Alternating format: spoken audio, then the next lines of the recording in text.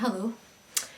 So welcome to episode 8 of the Lulabelle 8 knitting podcast. My name is Paula and I live just south of Edinburgh with my husband and my little cat. Meg is currently on her electric blanket over there. She doesn't often move from her electric blanket apart from to come and have a lap cuddle. She likes her warmth. So summer, winter, Meg's on her electric blanket. So I've kind of got my knitting mojo back a bit. Yeah, I was really off knitting for a while, onto something else, and I've kind of been doing a bit more knitting. So today I've got 3 finished objects and 1 whip, and then just a kind of couple of life updates.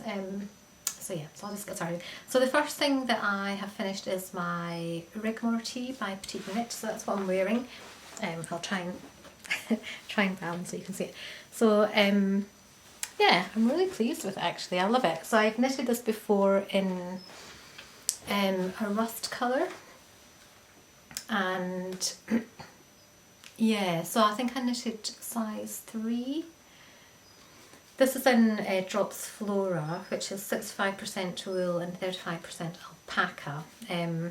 So it's exactly the same as the previous Rigmor tee that I knitted. I did, the only modification I made was so the Rigmor tee, I think it's really essentially meant to be a summer pattern, but I kind of made it into a kind of autumn spring garment by knitting it in wool and lengthening the sleeves. So I have 3/4 length sleeves.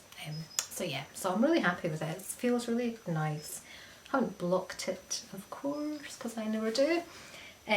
But yeah, feels really lovely. I love the pattern. I love the kind of. So I actually, I also did Italian bind off on the neck this time, which has made a big difference. So when I did the rust coloured Rigmor, I just did like a bind off and rib, which, I mean, obviously I can get it over my neck, my head, but it was quite tight. So this is, you can probably see it's just got a bit of kind of stretch in it, so it's much easier to get on and off. So yeah, I really love it. Yeah, I think that's about all got to say about that. Oh yeah, so when I was, this has been languishing as a whip for months. I'd only knitted about, I don't know, that much. I remember when I pulled it out in the last episode, I thought I'd got much further than I actually had, and I was a bit disappointed because I was thinking about picking it up again. And then after pulling it out to look at in the last episode, I just, yeah, I really got the bug to knit it again. It's quite a meditative and nice pattern to knit because you've got a bit of interest with it. It's not just like stocking stitch. It's you know, you've got the yarn over and knit 2 together to make the holes, and yeah, it's really, it just kind of keeps a bit of interest. I think the pattern is actually calls for DK yarn, but this is 4-ply, and the other one I knitted was in 4-ply as well, and I did start knitting it in DK, and maybe because it's a summer pattern and I wasn't knitting it in kind of summer wool, I wasn't knitting it in cotton or linen. Maybe if you knit it in cotton or linen, then the DK wool will be fine, but when I tried knitting this in DK wool, it was just too thick. It was like a kind of carpet. It was too thick anyway. So yeah, so this is 4-ply. I'm really happy with it, and it's definitely a kind of spring autumn pattern. So yeah, very happy with it. So that's my Rigmor tee. I've actually got, so when I got stuck on this, I was determined never to knit another Rigmor tee, because it does take a lot of, like 4-ply. 4-ply is 4-ply. It takes so much time to knit, and but anyway, I've actually bought some, it's a really lovely mustard colour. I think it might be Flora again. I think it's Flora. A kind of mustardy coloured Flora to knit a 3rd version. And I am tempted. We'll see. Yeah, anyway. I am tempted actually. But anyway, I've got a kind of other things I want to knit as well, so I'll see if I do pick up. What was kind of putting me off finishing it was, so this is a bottom up construction, and I probably prefer knitting top down construction because you get the kind of, it's not even difficult, but you get the shaping out of the way first, and then you can just go round and round until you finish it. Whereas knitting top up, you knit the body, then you knit the bottom of the sleeves, and then you put the whole thing on a circular needle and join it all together and kind of shape the top. And it gets a bit finicky. It's not too bad. The second time around was much easier than the first time around. There's probably about maybe 2 pages of instructions just for the top. And that was kind of putting me off. But now that I know how to find the beginning of the kind of the pattern in the next repeat, it's easier than doing it first time round. So yeah, I really love the Rigmor tea. It's and like I say, I'll probably, once I've got a couple of other plans that I want to knit next. But once I've done them, I might knit a third Rigmor tea, and hopefully it won't take me as long because I'm well practiced now at knitting it. So that's that. So my next finished object. So Meg's deaf now, but she's kind of looking at me as if to say, "What are you doing?" It's like, she's fairly nocturnal. And just before we go to bed at night, she kind of jumps she goes out into the patrol of the garden, and then she comes back in, and then she jumps on the piano, and then sits on the window ledge, kind of looking out. That's her on watch. And sometimes if we have a lie-in, which doesn't often happen, but if I kind of sleep until 8 o'clock, sometimes she'll come up, partly for her breakfast, but we think she's also saying, "Come on, it's your shift now. I've been up all night keeping the house safe." So yeah, she's looking at me as if I'm bothering her by being here. Oh Meg. Okay, right. So my next finished object is another pair of everyday socks.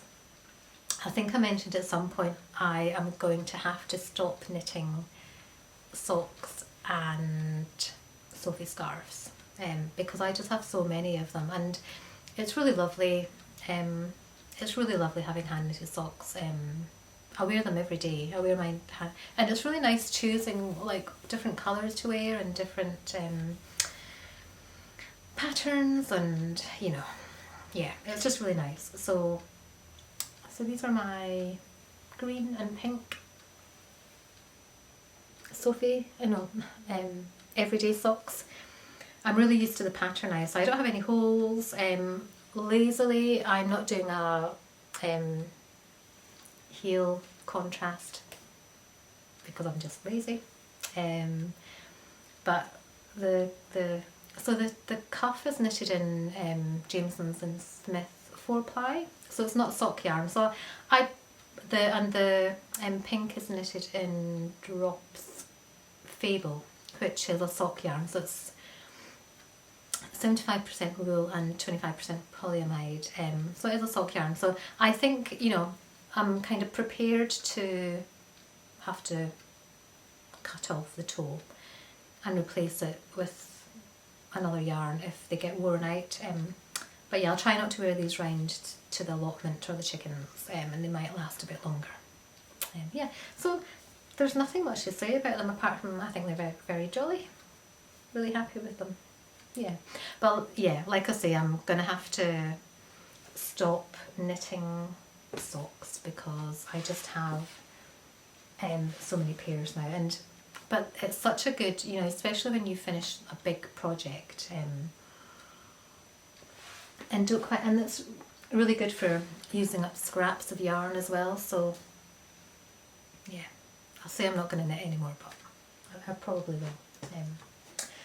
So my next finished object my third finished object is the Tolsta tank by Rebecca Clow. So it's the first pattern of Rebecca's that I've knitted. I actually saw she designed this and she put it on her kind of Instagram page about a year ago, and I really liked it then, and so I've kind of been waiting for it to be published for a year. She said at the time she wasn't going to publish the pattern for a year because she had so many other patterns to release. So yeah, I got it and it knitted up in about 3 or 4 days. It was so quick. So this is the Tolsta tank. It's a really simple construction. It's knitted bottom up, but it's quite a kind of simply clever construction. So bottom up, and then you get to the, so it has bust shaping. So this is knitted in a size 1 with D cup bust shaping. And the bust shaping, so when I started knitting this, and so I was bottom up, so I've knitted the Petite knit Stockholm and the Stockholm slipover, which is a winter slipover knitted in wool. And to kind of get shaping for the bust in the Stockholm slipover, Petite knit has German short rows in the kind of front shoulders, and that kind of creates the space for the breasts. But there's no shaping in the body, whereas what Rebecca's done is she's kind of, you knit up to a certain point and then you do the bust shaping, and that gives you room for your boobs, and then it's just kind of, then you do the shaping for the neck and the shoulders and the arms. And yeah, like I say, it's a really kind of simple but clever design, and it fits really well. It fits me so well. And yeah, so I'm on a kind of drops kick at the minute. Before I started watching podcasts, I'd never actually heard of drops. Don't know how, because I've been a knitter for 30 years maybe. I'd never heard of drops before I started recently watching podcasts. So now I'm on a kind of, I've said before, I'm quite an episodic person, so I'm kind of going through all the drops, yarn and wool. So yes, this is Drop Spell, which is, so I decided to do it as a summer garment, even though I live in Scotland and the weather has been atrocious. I am turning into a Scottish person who complains about the weather, which I never thought I would, because I've said before, my favourite Scottish weather is like a dreich Scottish day. You know, where you look out and it's kind of smurry rain and it's kind of looks miserable outside. I quite like that weather. But anyway, so the drops, but I decided to do this in summer yarn. So it's 14% linen, 33% viscose and 53% cotton. And yeah, I'm now a size 8 to 10, I would say. So it's size inclusivity in knitting patterns is a kind of big thing, as it should be. And what I thought was interesting, so I'm 5'2", size 8 to 10. I'm probably maybe looking to kind of lose another half a stone. So considering the size 1, the kind of the bottom end of the sizing, this might be a little bit loose on me. So yeah, I just thought that was interesting. The kind of the bottom end of the size inclusivity. Yeah, it could maybe be a kind of more size inclusive at the bottom end. So like this must be size 8 to 10. So it could maybe go with a kind of, I don't know, extra small size, maybe a 6 to 8 size. Anyway, but at the minute it fits me really well, and yeah, I really like it. I did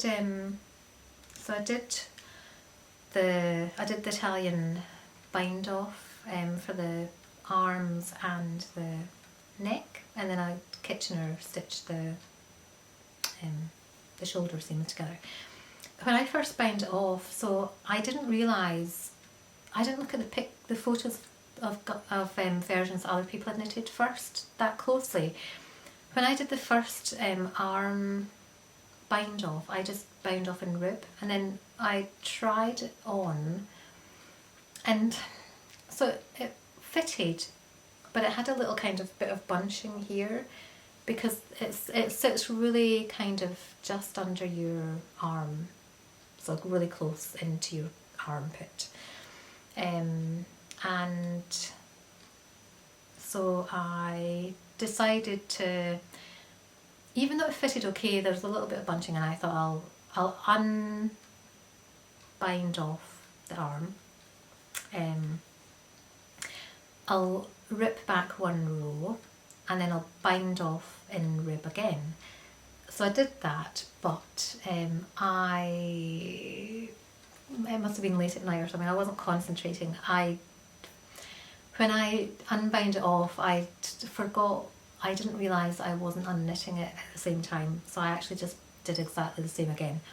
So I unbound it off again and did rip back one row, bound it off again in rib, and it was still a bit tight. So what I decided to do was just hold that on a kind of needle holder while I knitted and bound off the other armhole. And I thought I'll do this bind off in Italian bind off, just to see if that kind of extra stretch just helps it a little bit.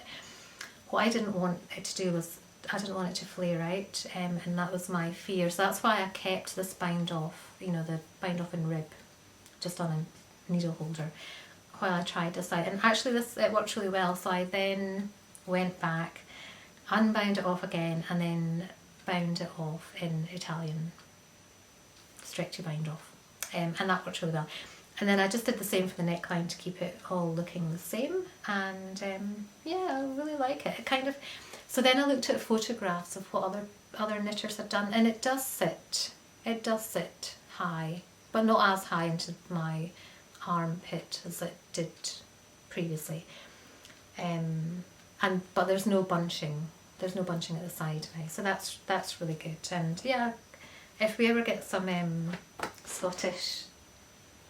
not Scottish weather, if we ever get some sunshine, we do get, so it's not cold, well, sometimes it's cold, it's mostly just kind of like wet, yeah, anyway, which is good for the allotment, but not good for cutting the grass, or not having to wear woolly tights to work, that kind of thing. So yeah, so that's my my Tolsta tank, and yeah, like I say, I really love it. And so true to form, when I finished knitting this, I thought I immediately wanted to cast on another version, and there's a really lovely cherry red drops bell. Meg's still giving me the evil look. There's a really lovely cherry red drop spell. So I put a few balls in my online basket, and I was thinking about getting some other wool as well at the same time. But then I thought, you know, the Scottish weather's not great, so should I really, I was kind of having a internal dilemma. Should I go ahead and knit another version? Weather's not very good, but then thinking, but it's a really quick and easy knit. I haven't got anything else really lined up to knit at the minute. So anyway, then in the meantime, so I posted this on my Instagram page, and a really old friend from secondary school, so we keep in touch over kind of social media. We kind of like each other's Instagram posts and comments sometimes. So she made a comment saying something like, looks great, now if you could just knit me a version in cream, and then some laughing emojis. And so, you know, I've knitted and sewn my own clothes for years, and excuse me, people often people I don't know as well, people often ask me to knit or sew them something, which I mean, every knitter will have been asked at some point to knit something for somebody they either know or don't know. I've even had kind of almost strangers asking me to knit something for them, so I don't have any problem saying no to that, because knitting is, it takes a lot of time and effort, and it has to be I really love creating garments, and even occasionally I knit like hats or mittens or socks even for friends, and that's okay, but I almost never knit a bigger garment, just because it takes so much time, and yeah, so literally if anybody ever asks me to knit them something, which they often do, I very happily and clearly say no. But I do offer to show them how to knit, which they almost, I think I've had two people take me up on that offer in the whole time I've been knitting. So it kind of puts paid to that's the end of it, because then I think they realise actually how much effort is involved in doing it, and they don't want to do the effort themselves. But I would be happy to show people to knit, because then they've got the skill to go and make whatever they want after that. So showing them the skill is better than me knitting it for them. But anyway, when this friend made the comment, would you knit me a version in cream, it was really, this is probably only interesting to me, so because of that kind of like knee-jerk response of no to anybody else asking, I was really surprised that when I saw her comment, my response was, yeah, sure. When we were at secondary school, we had a unique friendship, and yeah, I probably never had such a kind of, what's the word? I have good female friendships, obviously, but it was such a kind of, maybe it's just that kind of time at secondary school, it was such a kind of intense and special friendship, unique friendship, so yeah, so I just thought it was funny that my response to her asking was yes. So I sent her a comment back saying sure, and then in brackets, bet she didn't expect me to say yes, and then I just said send me your measurements and I'll make you one. So she made a comment back saying thanks, and then a kind of happy face. So I'll see if she sends me her measurements, I will happily make her a Tolsta tank. So yeah, I just thought that was funny, because I've actually got a friend, even if even good friends, if they ask me to like take up their trousers, so I usually that's a very alterations are a very definite no, because they're no fun at all, so a good friend who I see every weekend asked me to take up 2 pairs of trousers for her, and I reluctantly said no, and I only said yes, sorry, and I only said yes because she is a good friend and I see her every week, and I thought, really, Paula, how much effort is it really going to take?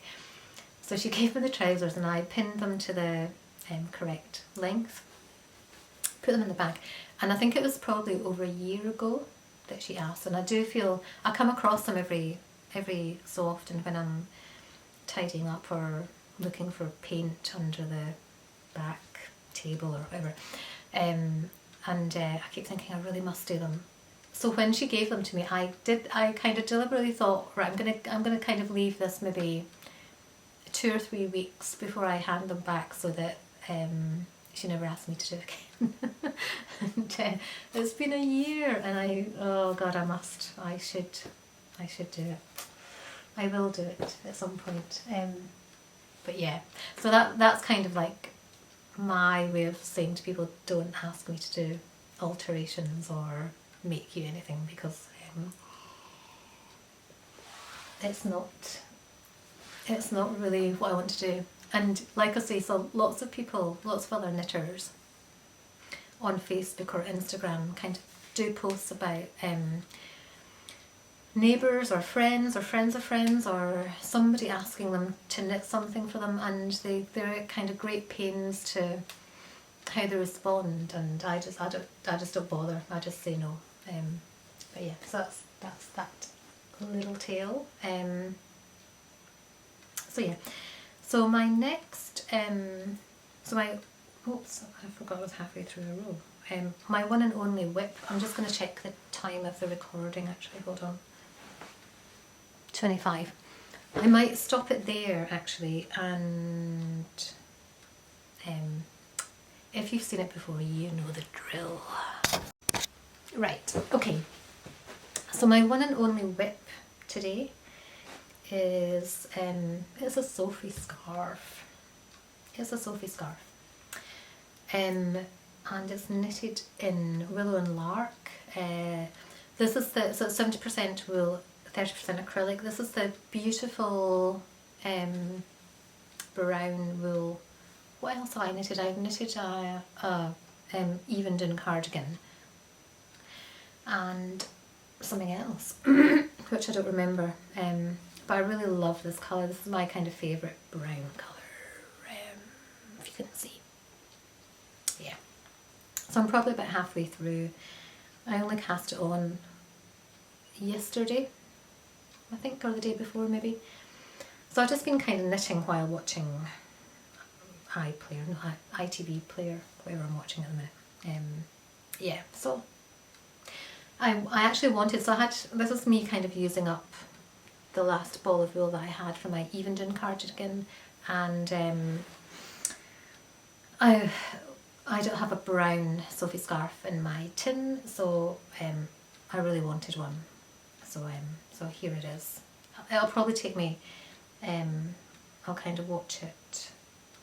I'll finish knitting it this week, today or tomorrow maybe. Yeah, it's quite a kind of lazy kitchen table knit, but I love this brown. I'll have to think of something else to knit in brown. I've actually been watching Love Island, so I'm watching the current one, and I kind of went back to watch series 5 with Molly May and what's he called, Tommy Fury, and Maura. I love Maura Higgins. I just thought she was great. So I watched that, and now I'm on series 7, which took a while to get going, but there's kind of lots of drama now. And I just think it's really, I like having something to watch that's really funny. And I just think it's really funny. Well, it kind of evokes a few different kind of things for me, I suppose. I mean, partly I'm fascinated by, so all the girls are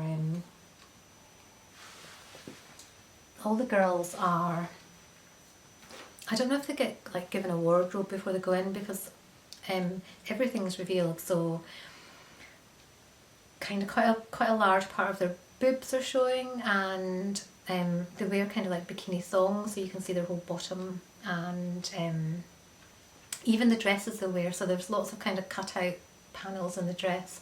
Excuse me. And the boys are all like they've all got a six-pack. There's been a couple of boys who have come in who don't have a six-pack. They've just got like a normal body, and they really stand out because everybody else, they've all got a six-pack, and most of them shave their chest, which, I mean, that must be the fashion in young people at the minute, shaving if you're a man, you shave your chest. I don't know. So yeah, so I just think it's really funny. I think it's funny how deeply hurt they get when somebody that they've known for 2 days fancies somebody else. And they're all young. They've obviously all got raging hormones, and yeah, it makes me laugh. It really makes me laugh. And it's just, like I say, so the work I do is very, very, very, very, very serious. So this is just a kind of light relief to that. It's a kind of counter to that. And because it's so not serious. It also kind of reminds me, so when I was in my 20s, I travelled with my husband's band. Excuse me, I've got a kind of frog in my throat.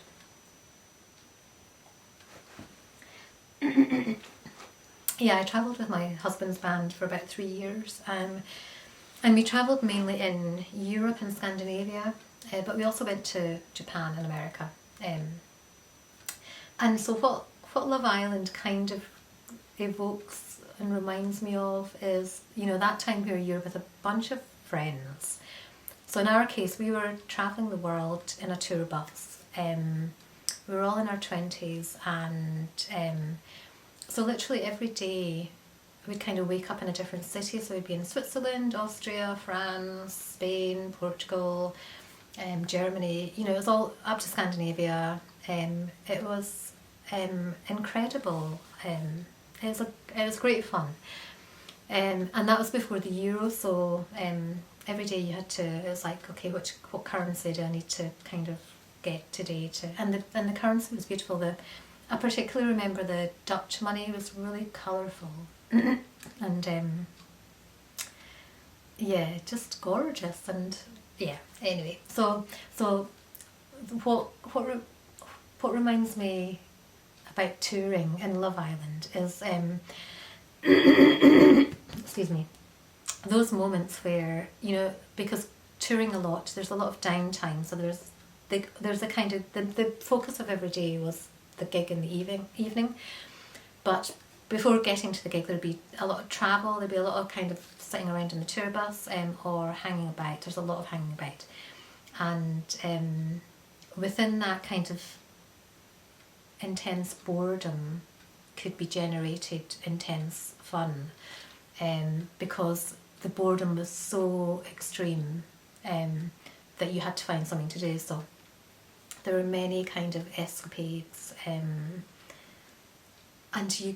being in a band, you know, you got given like free alcohol. You got given like a rider every night to every venue we went to, so there'd be free alcohol. So there's always alcohol on the bus, and there was more than we could get through in any day. So we ended up taking all the kind of extra bottles of alcohol and beer and all that back onto the bus. So it was just, it got very messy sometimes, and as it should when you're that age. And I think the Love Island cast, they're not given alcohol. I think they were initially in the first 2 series, but with young people and hormones and consent and, you know, all that kind of thing, I'm presuming the producers realised that they couldn't put alcohol into the mix. So, but still, you know, so it's just that kind of, sometimes they do kind of play funny games, or it's just that kind of, yeah.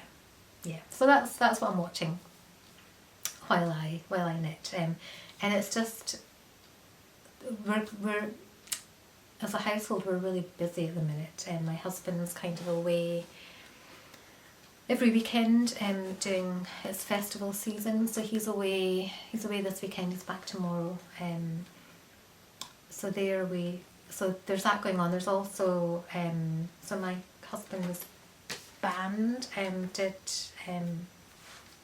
their second album, so I love this band. I'm not sure if that's focusing at all, actually.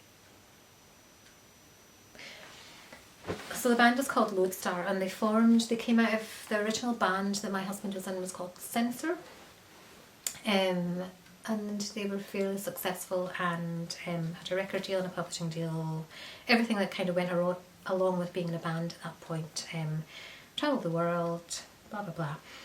So out of that band, 3 of the members kind of broke off. I don't know why my throat is so grouchy today. 3 of the members broke off and formed Lodestar, and they had a 4th guy joining them called Jules on guitar. So yeah, so the first album was really amazing, and I completely love the music. It's really the 3 of them, so the main threesome. So for this album, Jules he lives in America now, so he's not involved. So it's just my husband and the drummer and the singer who did this, and they're kind of, the influences that the 3 of them have are, when they kind of meld together, it's really interesting. Obviously I find it really moving and heartwarming because you know, my husband is a musician. I can kind of hear his heart and soul in the music. I can hear. I know that it's him who's done it because I can hear him in it.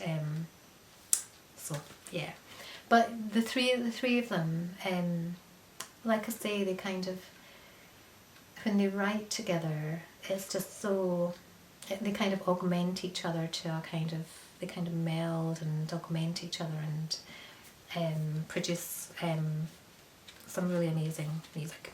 So I actually went, so they had had 4 gigs when they released their album in the south of England, and I went along for 2 of the gigs. So I went to Southampton and then there's a gig in Camden.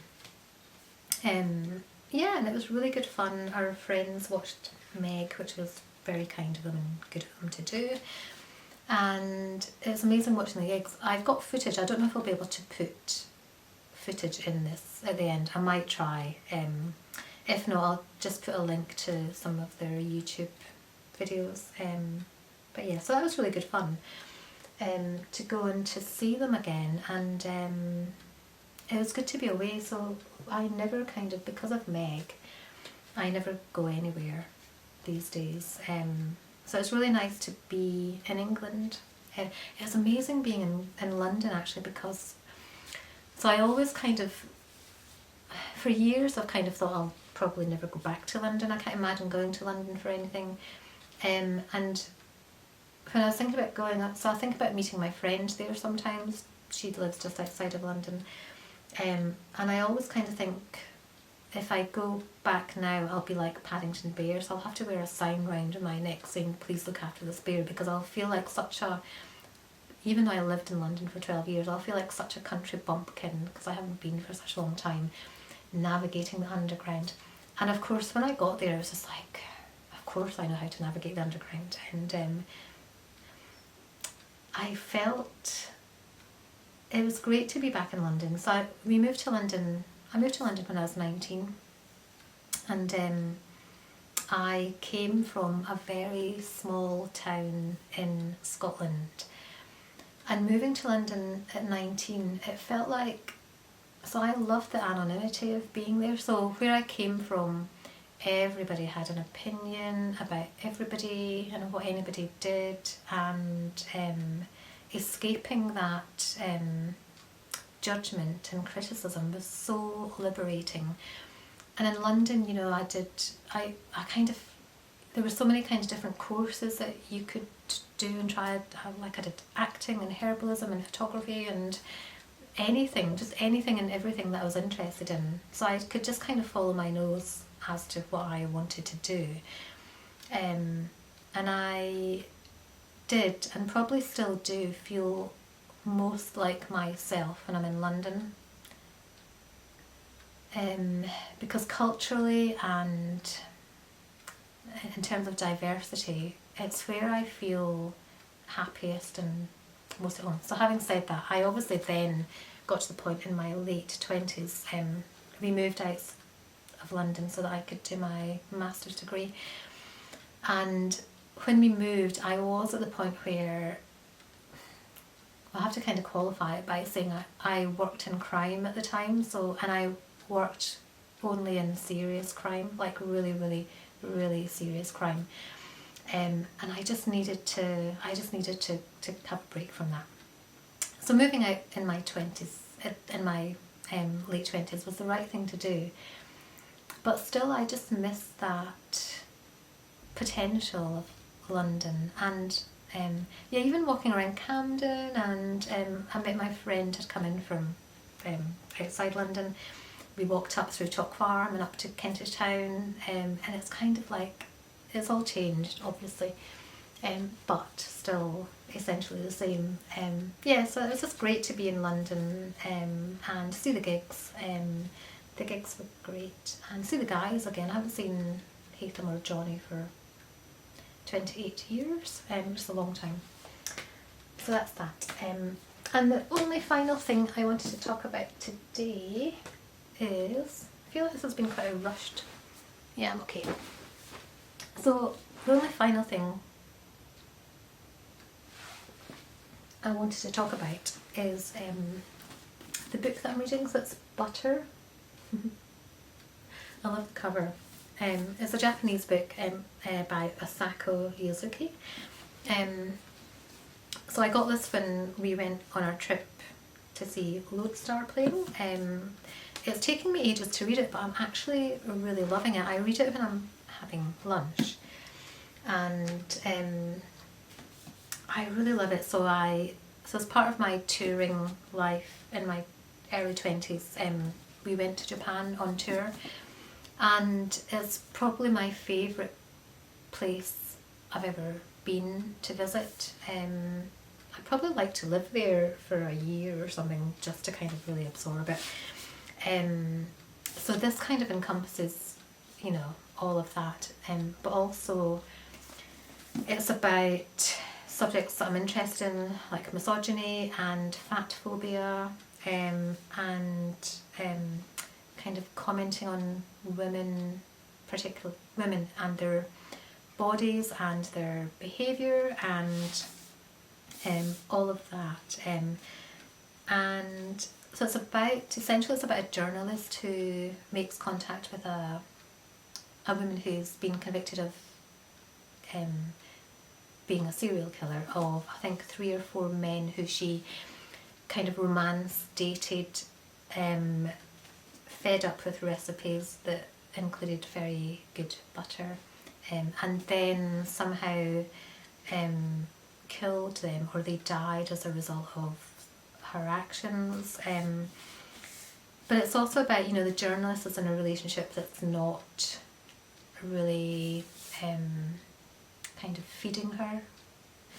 So when she kind of starts getting fed, metaphorically, by the serial killer, so the serial killer gives her recipes to try, and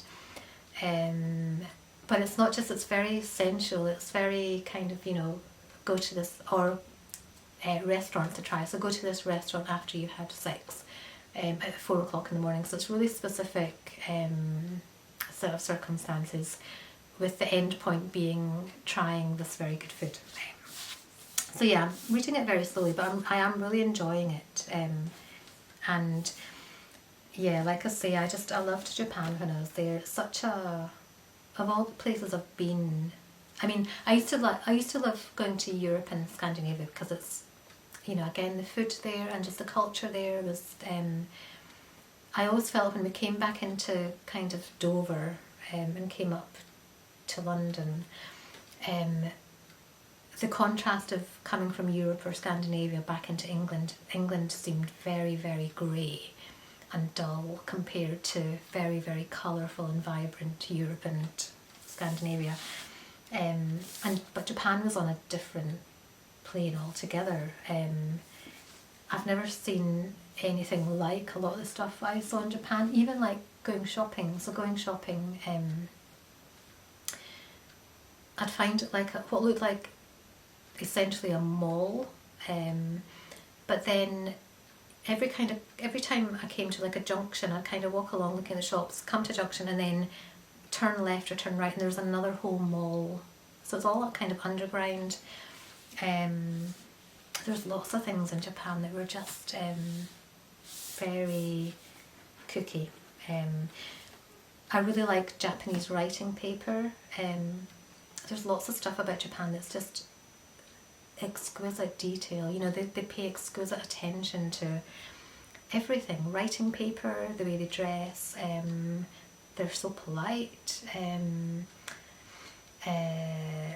Just everything about what they do, the food they make. It's also like I follow a few Instagram accounts where people put together bento boxes, and they're so sweet. Like they kind of press the rice into like a little bunny rabbit and things like that. I just love it. Yeah, so I would love to go back to Japan. I would absolutely love to go back to Japan. My husband goes probably about once a year with bands that he works with. I'm very, very, very jealous. So yeah, so that's butter. So, but like I say, it's kind of, I'm interested in it because of the kind of subjects that it kind of looks at, and I'm halfway through now, so yeah.